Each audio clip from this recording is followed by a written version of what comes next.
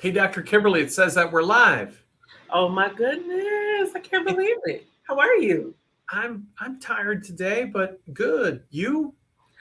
You know, Probably about the same place as you, but you know what? We still got to show up and do what it is that we do. You are rolling on the road with Dr. Kimberly and Dave. Today is Tuesday. Can you believe it? August 16th, Yeah, how can it be August 16th, which means like September's 2 weeks away? just 2 weeks away. And now we are 9 months into the year of 2022. And wow, that's all I can say. We want to say thank you so much for tuning in today. I love it. We have just an awesome following. We say this all the time, but sometimes I think, we need to remind ourselves that we are in all 50 states. We are in 11 countries now. We got a brand new country that started watching us. So that is exciting. Exciting, exciting, exciting. Well, we want to say congratulations, happy anniversary to Dave and his lovely bride for celebrating 30 years of wedded blissfulness. Whoa, ho, ho. You you know, know? in a time and in an age where people, if I don't like you, guess what? Our garbage goes out once a week and our recycle is every other week. So, you might find yourself either in the garbage, how quickly you need to get out, or you might find yourself in the recycle. I don't know.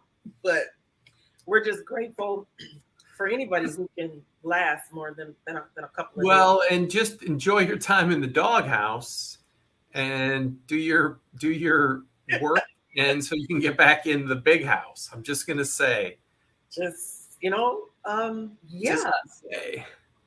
Sometimes it's like that. It's like that. Sometimes it is definitely like that sometimes. But we want to say welcome back. You have been out there busy on the campaign trail, and we did pay homage to you on last week. Um, you have done some great work. I think it's been about 10 years that you've been, 10 um, years. This is my 10th year. Absolutely. and so we're just so grateful to all the things that you have accomplished, in the 10 years. And what does that look like now that you're going to have to make that shift and only be, have one vocation because you were kind of bivocational and I mean, I still have 4.5 months as a commissioner, so it will, because I'm technically 3 weeks ago I was tri-vocational because, as you know, running a campaign is a full-time job. absolutely. Being a commissioner is a full-time job. Working at disability advocates is a full-time job, and then you squeeze some family time in there. So I'm down to only two jobs: being a commissioner and working at disability advocates, and we'll see what the next three and a And half. he actually takes time out to go rolling on the road with me. So, This is not time out. This is important time. This is time in. And so we'll see, between now and January, who knows, maybe I'll just say I was surprised yesterday, when Melissa and I went out for dinner on our anniversary. We had a delightful waiter who, who has a day job as a painter, and he is a waiter 3 nights a week. And so maybe I'll become a bartender. That could be cool.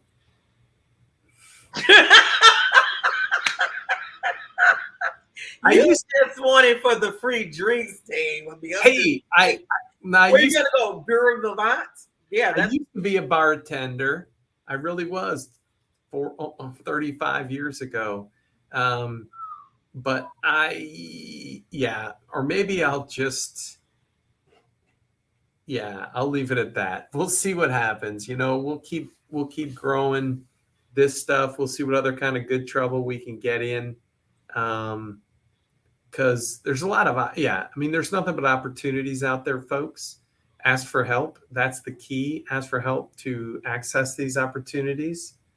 um, and we keep rocking and rolling. absolutely.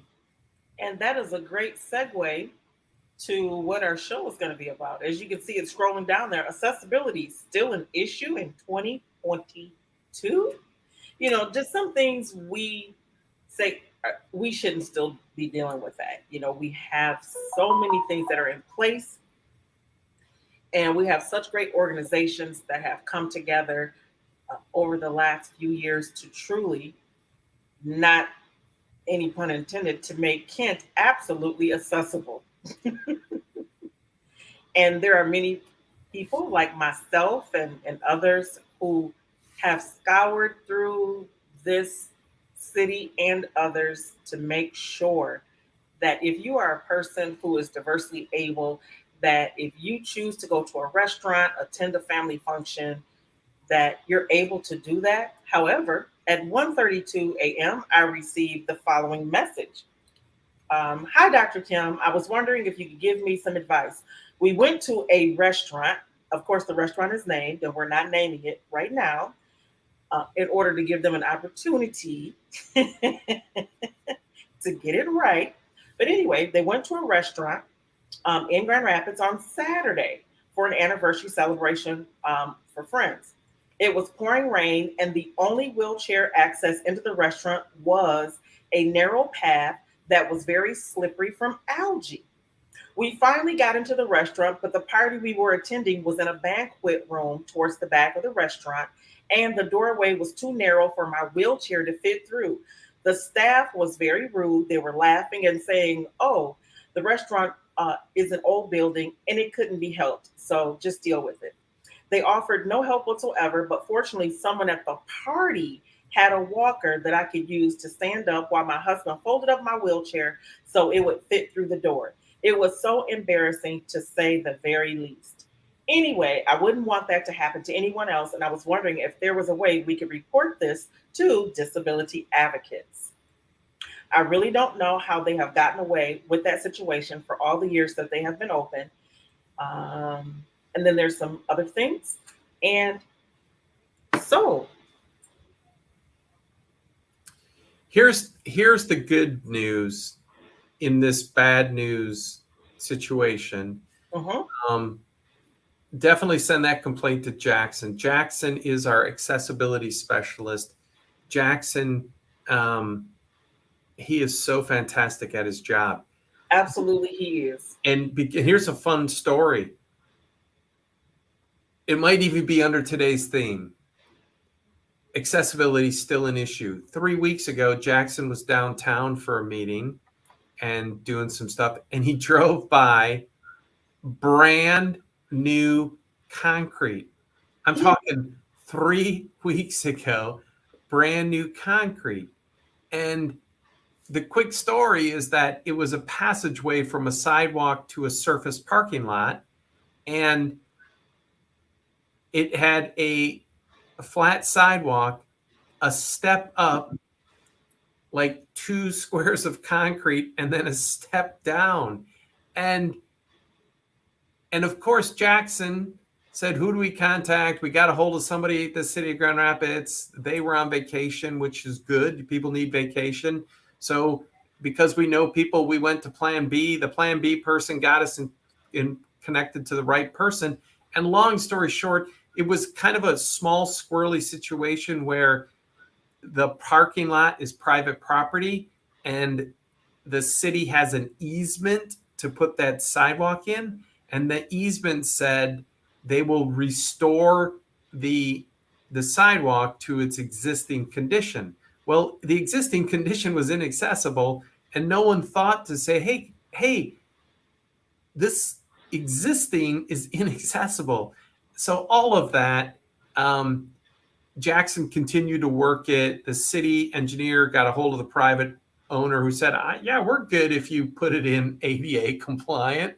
And so brand new concrete got tore out, or is getting tore out, new concrete putting in. So it's one flat sidewalk, no up, no down. It's just going to be accessible for anyone to cut through this parking lot. Or if you're parked there, you're able to get in there. You don't have to go all the way around because it's a good size surface parking lot.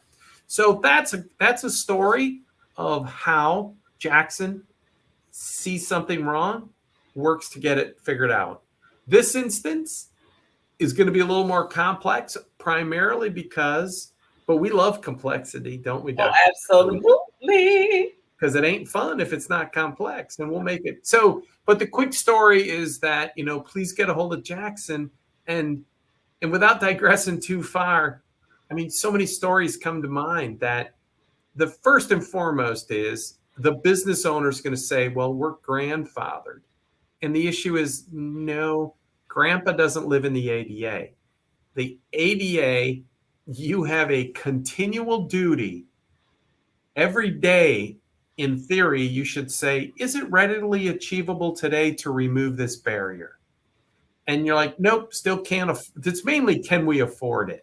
Without it being an undue burden on the business's finances. Can we afford to remove this barrier? Nope. All right, tomorrow. Can we afford? Nope. But when you point out this was a long-standing business, 25 years ago, there was a guy named Paul Novoselic. And Paul was a reporter for the Muskegon Chronicle. Paul, not to be funny, but Paul decided to get MS, so he, and so. You know what? They had a sale on MS down at Walmart. That's what I believe it. And so Paul it was on sale at Walmart. And unfortunately, with all due respect to Paul, he was such a fantastic man. He got double MS. He got MS and he got the fast MS.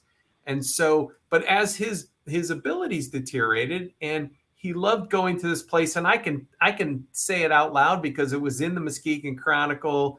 The Department of Justice came and sued this company or this restaurant, Bear Lake Tavern, out north Muskegon. And Paul loved going there. And they had inaccessible bathrooms. And they said, Grandpa, we're grandfathered. And Paul said, no.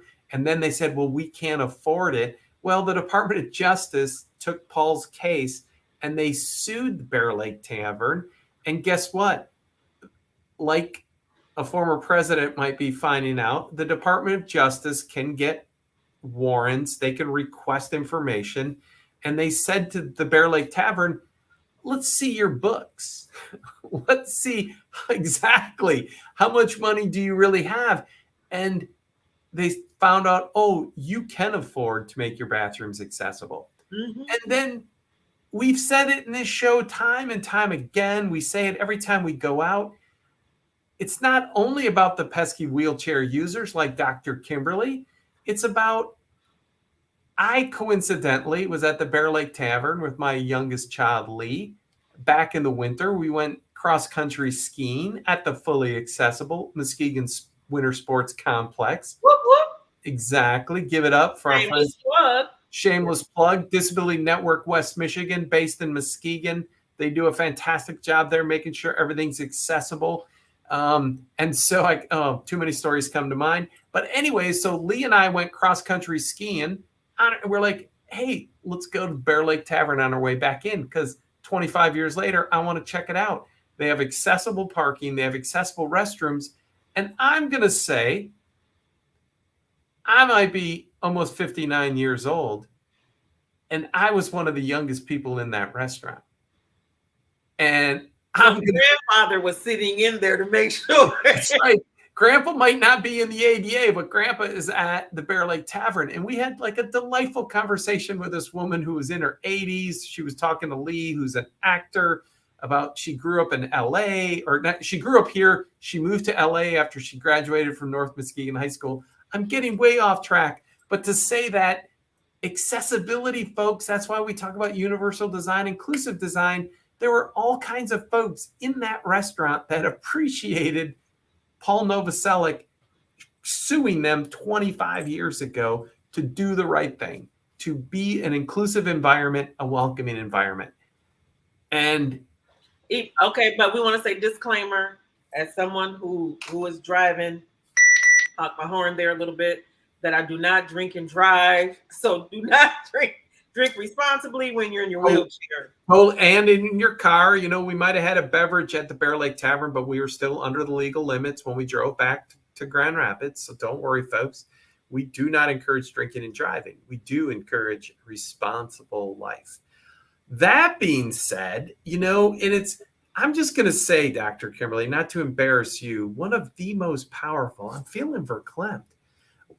I've been sharing our Downtown Grand Rapids Inc. video, that we did that very first summer of test pilots. Oh my goodness. That's just and I was sharing the story, and where your comment about, like, oh, don't worry, the accessible entrance is around back, and that the around back is like, the ordinary average white guy in a wheelchair is going to be like, all right, I get to go through the kitchen. Isn't this cool? Or you're going to be like, I got to go by the dumpster. But to be African American, you've had the experience of, no, you have to come in the back. So like you get the double down in negativity to come in the back door as a Black person, as a wheelchair user. And it's like, whoa, the insult is magnified. absolutely. And so, and this idea of like, really, folks, you're laughing at your customers. You're not about, folks, shameless plug, Pietro's, ask for Eric. Monday, Wednesday, Friday night. He was such a fantastic waiter. And Sir, that's where they was at Pietro's. Uh-oh. You said it, and I'm just Uh-oh. We're gonna talk to them about their accessibility. Oh my gosh. Oh my gosh. This is a wacky world. Here I had an awesome experience, and then somebody didn't. You had an awesome experience as an able-bodied person who could just come in the front door versus someone who's coming in and, oh yeah, our accessible entrance is back around on the other side of the building, that we don't have that many people that are coming through that way. So it was unkennelled.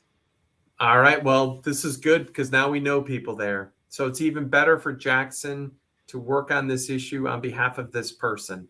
So pause on going to Pietro's until this gets resolved. But all of that being said, and so to the person who sent in the observation, that's how we're going to say it. Yeah. That they made an observation and an assessment, and based off their observation and assessments, they did not score very well for coming in. And I did give them the story, as we're talking about stories, when we did curbs and coffee and curbs and cocktails, because we wanted to experience both ends as a person with, we had people who had varied disabilities.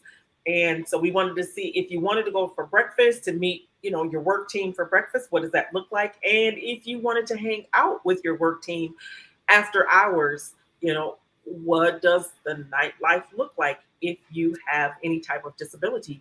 And I explained to them that, yep, my party was sitting not 50 feet from where I had parked, but I had to go 1,000 feet in order to get into the building where it was accessible. There was no signage. And the doors that I needed to get in were fire doors. If you know anything about that, fire doors are heavier, so that they can contain, the fire. And if you are in a wheelchair, whether you are in a manual or you are in a motorized, it is difficult and dang near impossible to open up a fire door, when you are in a wheelchair without assistance. You definitely have to have someone else that was there. So we want to say thank you for Dave for putting on his cape once again when it comes to Dr. Kimberly. And hey, I'm to the rescue. But see, again, that piece, it's funny because the very same coffee shop, another friend of mine who uses a wheelchair, she suggested we go there because she knows the people who owns it, and she knew to park out back. And it's not out back. It's actually like the front door for the apartments upstairs. Yes. And when you come down the hallway, you're not going like by the dumpsters. So it's not like going out back at like a lot of restaurants where it's the dumpsters and the grease, whatever. And There might be some vermin and what have you. I'm not going to talk about the feral cats that might be like living at the garbage No, we're can not going to talk about them. by my house at a local college that I live by, but I won't mention them. But all that being said, the opportunities to educate. So I am, unfortunately, again, I cannot apologize on behalf of this restaurant, and I won't. I will. Again, we're going to get it to Jackson. Jackson's going to reach out, and this great learning opportunity. Because as I said, all we expect is that how I was treated last night with love and respect and inclusion, everyone needs to be, everybody, disability, race, gender, um, ethnic background, we're just welcome us. And that's our logo. I can almost do the Intersectionality. personality, that piece of, oh, you know, you didn't. Well, I don't want to. Anyways, I'm going to start. I'm not going to talk about the service animal at a wedding reception 10 days ago. That might have been a lizard. You know, I'm not a fan of lizards. So lizards are now considered service animals? This person, I don't know if, I mean, it didn't have a vest on. I mean, this young woman said it was her comfort animal. I don't know if she was being serious or not. And see, that's a whole nother episode concerning comfort animals because again, it's like other people were handling this lizard, and it's like, well, if it's a comfort animal, how can you let everyone play with it?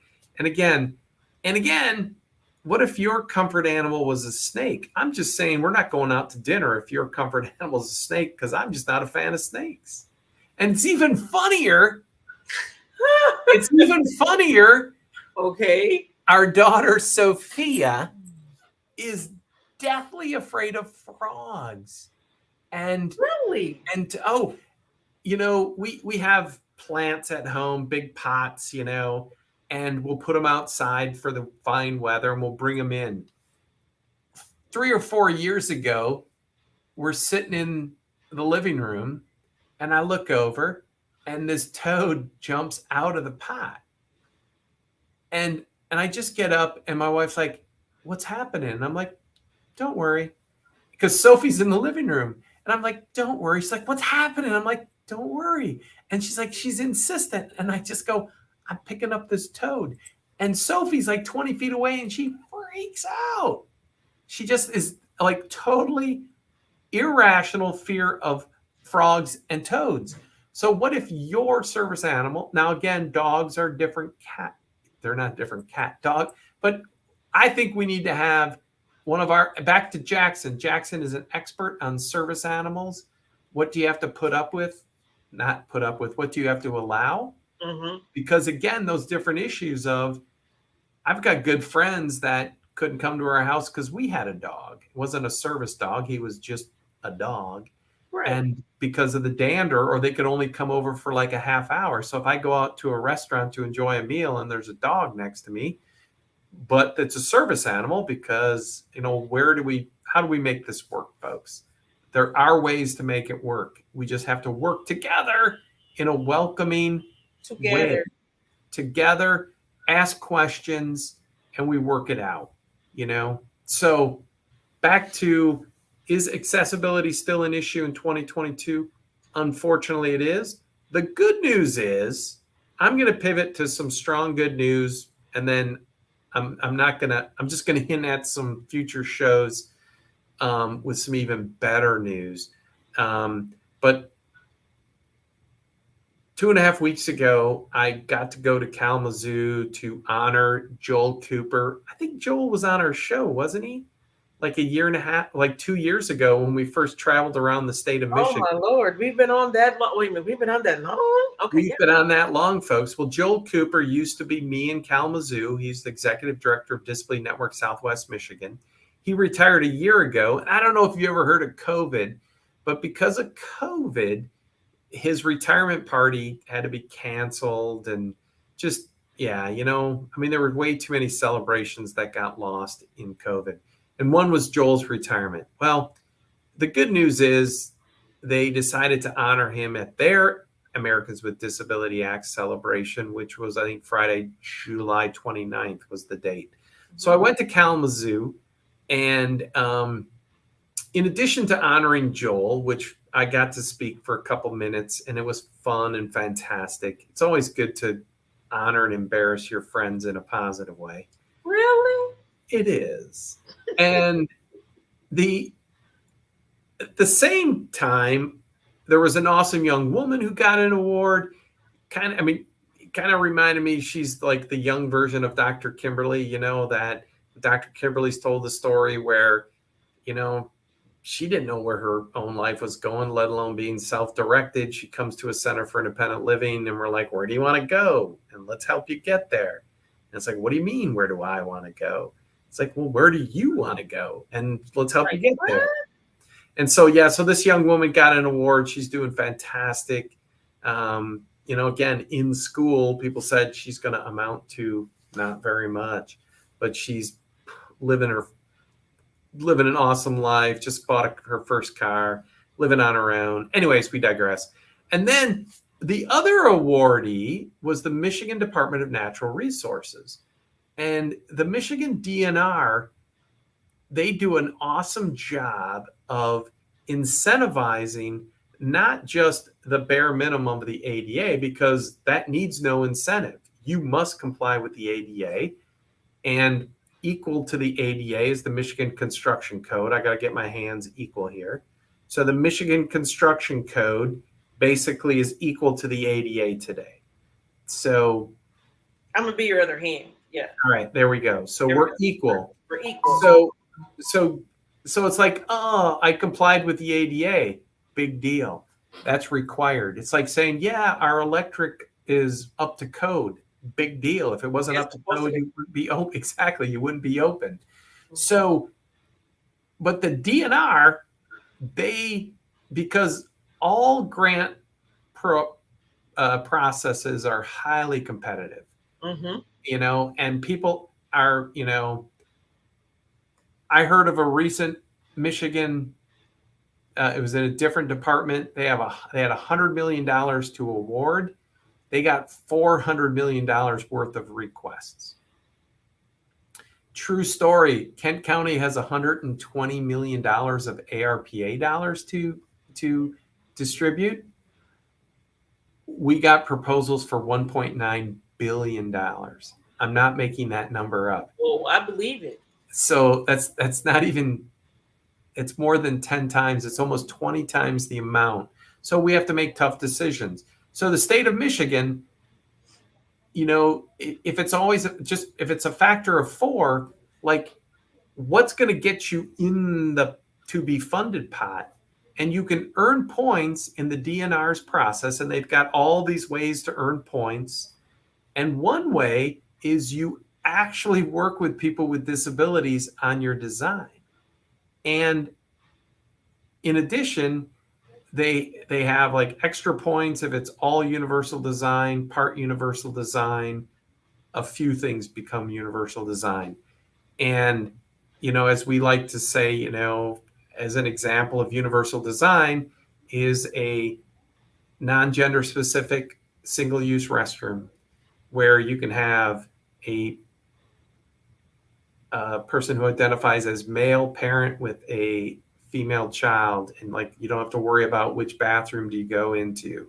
You can have a caregiver of a different gender go in with you, and again, and then it's non-gender specific, so you don't worry about which restroom do you go in. We just use this one. So those are things we recommend, and there's a lot more. So anyways, the DNR has done this work, and I learned this part of the story. They got a grant from the Kellogg Foundation. Mhm. The Kellogg Foundation gave them a grant about how do you make recreation and glamping more accessible. And the DNR continues to do a fantastic job in the grant process and in their projects. The DNR is putting in like accessible kayak launches, and there other communities are asking for DNR grants to do the same. I was in the spring, I was part of some conversations with the DNR where what they're doing is for electric vehicles, they want to have a universally designed electric vehicle charging station. So that way, because I mean, I could wheel up in my wheelchair and I could charge my wheelchair battery, and then I could just keep on rolling down the road. So they'll have something for me too. if they have the right adapter, because of course every vehicle has a different weird adapter, and it's like that's a horn. Well, mine just has like an adapter like you would do with a microphone.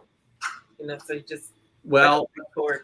You but just plug that's where Other some, part, it's just a regular 3-prong.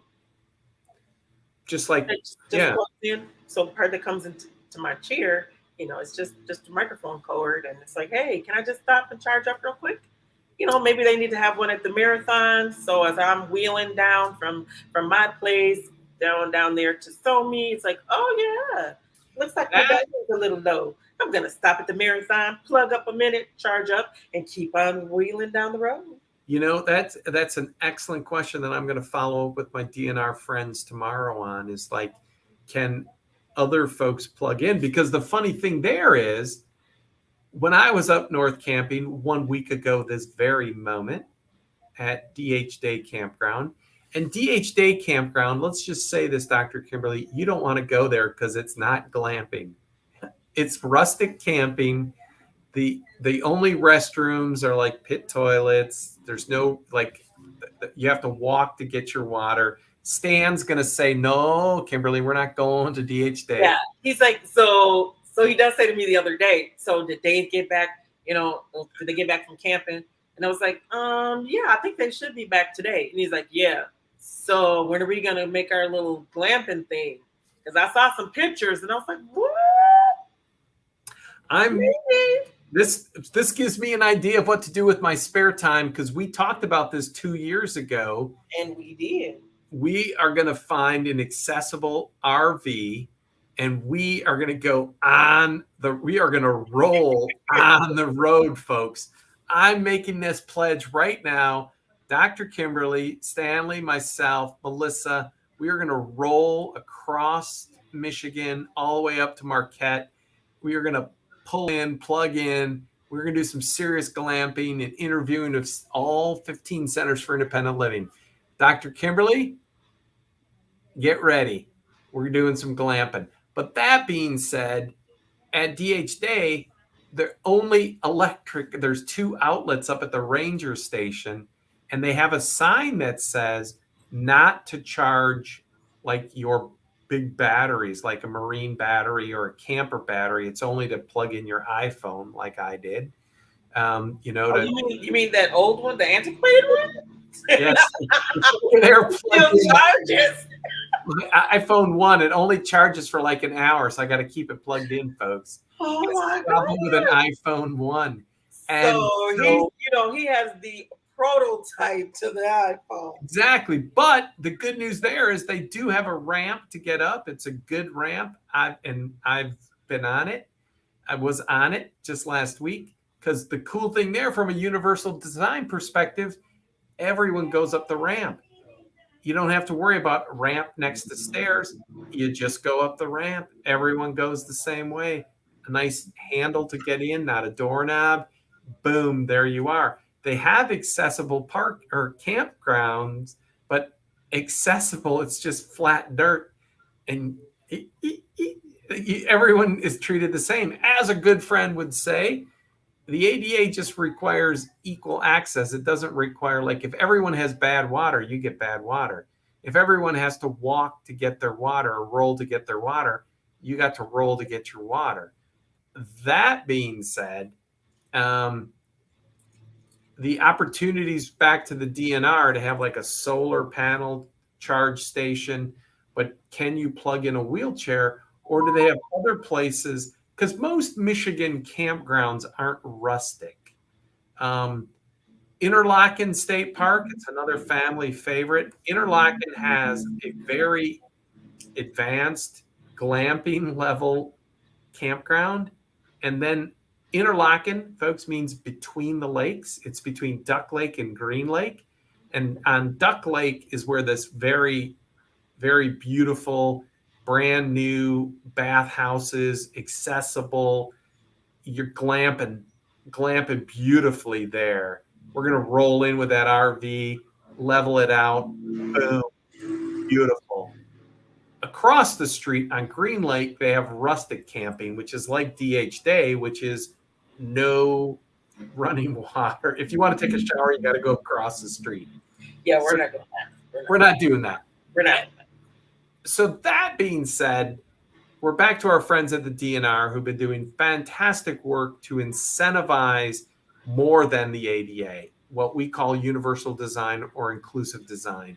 And so the DNR has been doing fantastic work now for 15 years. Kellogg Foundation gave them a grant. How do you make recreation more accessible? And they didn't have like a 3-year grant and check a box and say, okay, we did that. They got serious. They've had an accessibility committee for a long time. Our sister organization in Marquette has been real involved in that because, of course, in Marquette, Michigan, everything's outdoor recreation, right? Mm-hmm. Yes. So all of that, that's a long story to say thank you, Michigan DNR, for your great work. And they know they're not perfect yet. You know, they're working on it. They're working on it with us, believe it or not. I mean, literally with us. And we're using their example to teach other state departments to come up to speed. And again, in a few months, we'll have even cooler news to announce. And you'll hear it here first. We'll give you the scoop. Absolutely. So yeah, folks, shameless plug for Disability Advocates of Kent County.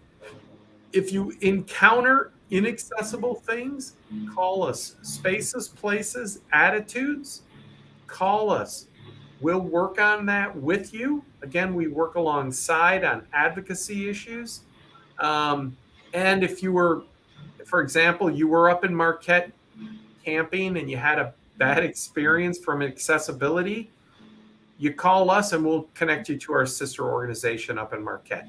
So we're not going to go to Marquette, even though we'd love to go to Marquette. At least I would. That would be an awesome That would be a nice trip, though. Marquette is I tell you, we're going to be glamping hard. It's a really nice trip. I can honestly say that I'm a football mom since the age of 5. Well, he was 5. He's now 28. And you just have to go where the team goes. It was nice. You were in the dome because he played for Saginaw Valley, so he played against Northern Michigan. Yep. In the dome. Yes, I was.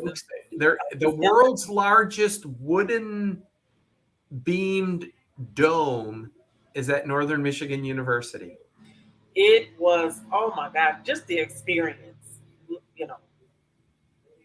And then coming over that bridge, we left early in the morning, so that by the time we got ready to come across the bridge, the sun was coming up. So it was beautiful to see the sun come up over the water, over the bridge, and they won the football game. So, you know, hey, it was worth the drive. Oh, I got to tell you a funny intersectionality story, because 20 plus years ago, myself and a guy named Larry Latin. Larry happened to be an African-American guy from Muskegon, but he worked at the Holland Center for Independent Living, now called Disability Network Lakeshore. And so Larry and I were going to do some training up in Marquette for a week.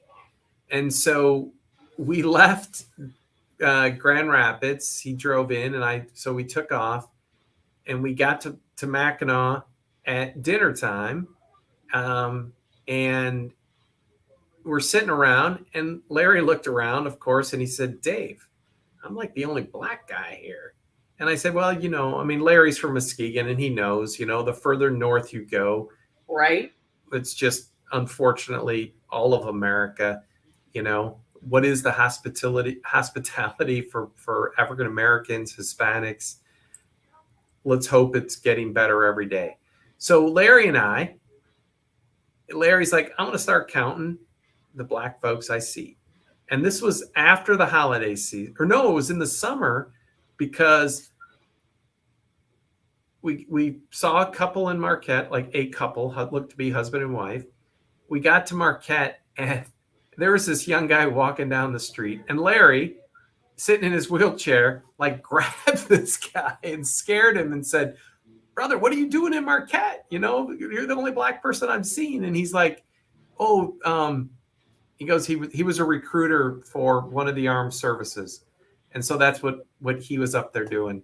And then our friends at SAIL, the Superior Alliance for Independent Living, they were very defensive, and they're like, no, there's other people of color up at Marquette. It's just during the school year, a lot of folks aren't there in the summer, so they go home during the summer. And so all that being said, there are a lot of people with disabilities, and the people non-white, a lot of Native American folks up there that are part of the tribal nations, and more folks from other backgrounds are moving. They want a good, clean living up in Marquette. So Larry and I got to 8 in 6 days. So we saw 8 people of color. You had one a day. Mm-hmm.